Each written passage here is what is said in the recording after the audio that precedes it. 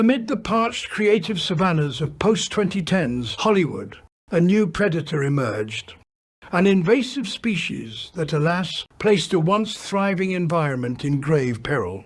The Girlboss trope, a marvel of evolutionary overcompensation, was a kind of corporate feminism where strength was framed as smug infallibility and empowerment was conflated with condescension. In but a few short seasons, it led to an infestation of hideous, aggressive specimens latching on to host legacy franchises as parasites and devouring them from the inside, being birthed as mutants, then roaming in packs, pawing and scraping at the mouths of burrows of intellectual properties, and baying and screeching like hyenas, skirting the fringes of herds of sequels, waiting for a vulnerable straggler to stray.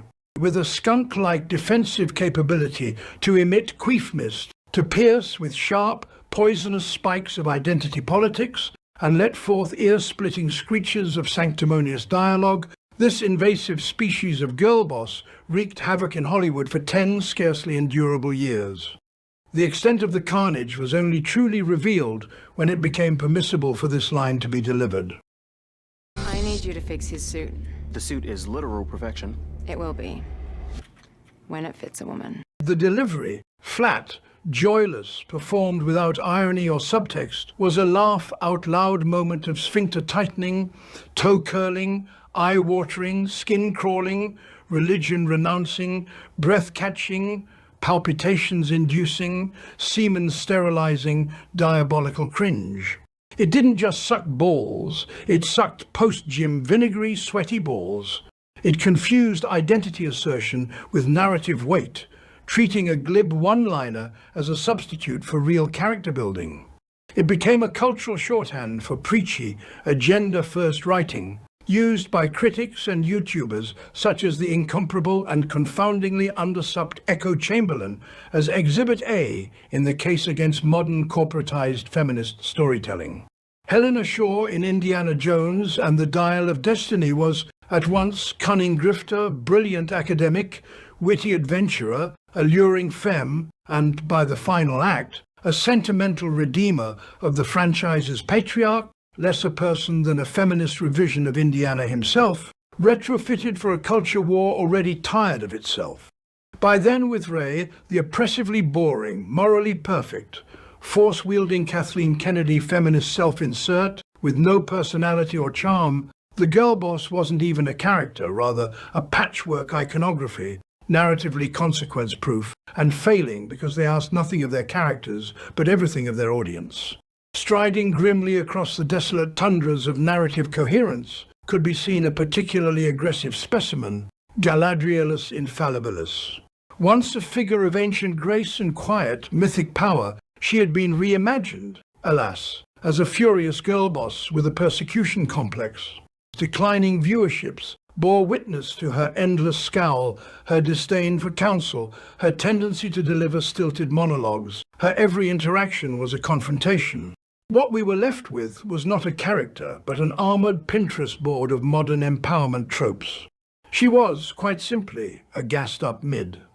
There was then a major phase of the MCU's post-Endgame identity crisis, Marvel's next-gen but better strategy, where established male heroes were shadowed or outright replaced by younger, sassier female counterparts.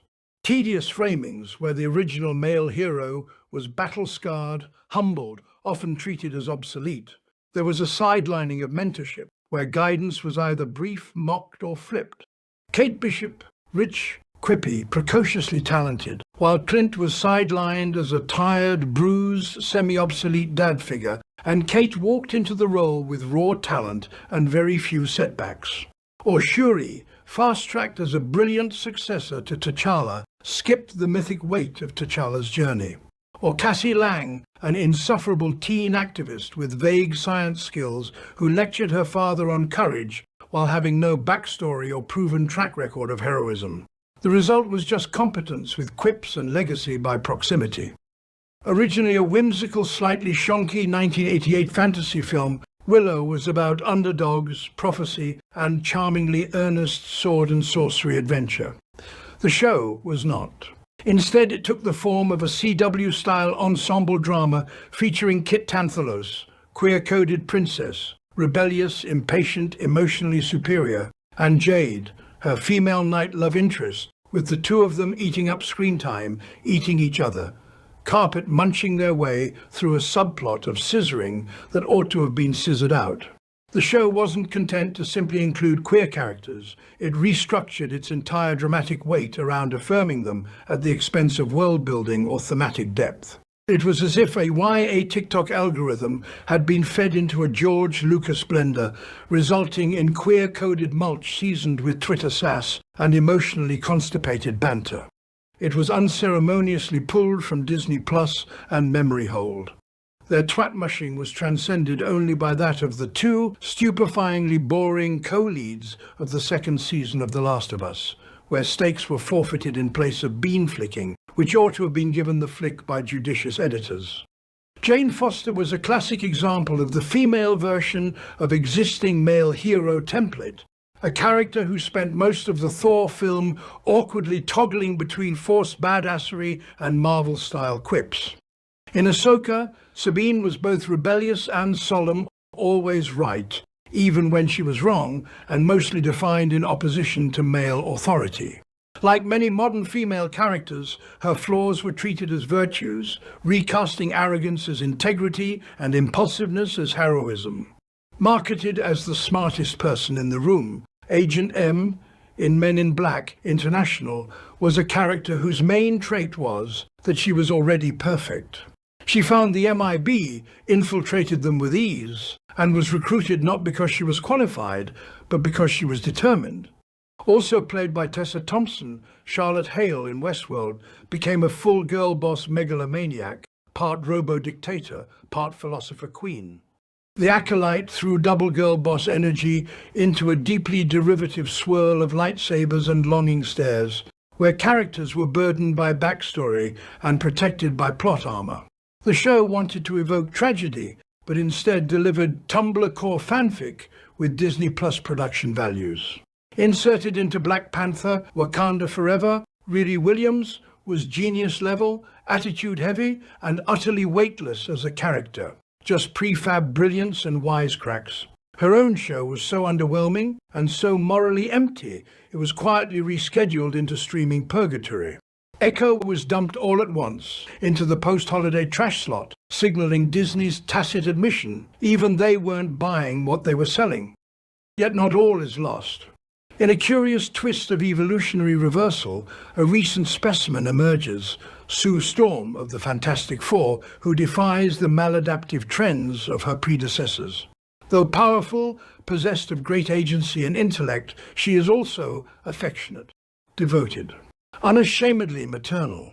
There is no adversarial snark, no reflexive emasculation of her partner. Instead, she coexists with Reed Richards, not as a counterpoint, but a complement. Theirs is a partnership marked not by friction, but trust. And the audience, surely, breathes a sigh of relief. For here, at last, is a female lead unburdened by the taxidermied expectations of modern empowerment discourse. Not a girl boss, but a woman. And then, after a decade of despair, we watched through night vision lens and tear-streaked eye as the final girl boss limped across the scorched IP tundra, clutching a streaming deal and whispering one last quip into the void. The ecosystem at last began to heal. By the way, just before I go, you can now find me over on Substack, where, in addition to my spluttering ramblings on popular culture, you can also find a plethora of articles on politics, society, and the wider world. But don't worry, my signature tone of disagreeable, curmudgeonly cynicism, with occasional bright spots of misguided optimism, perhaps because I was born foolish, abides there as well. If you think you'd like to sign up for a free subscription, it would really help out a lot. The link is in the description.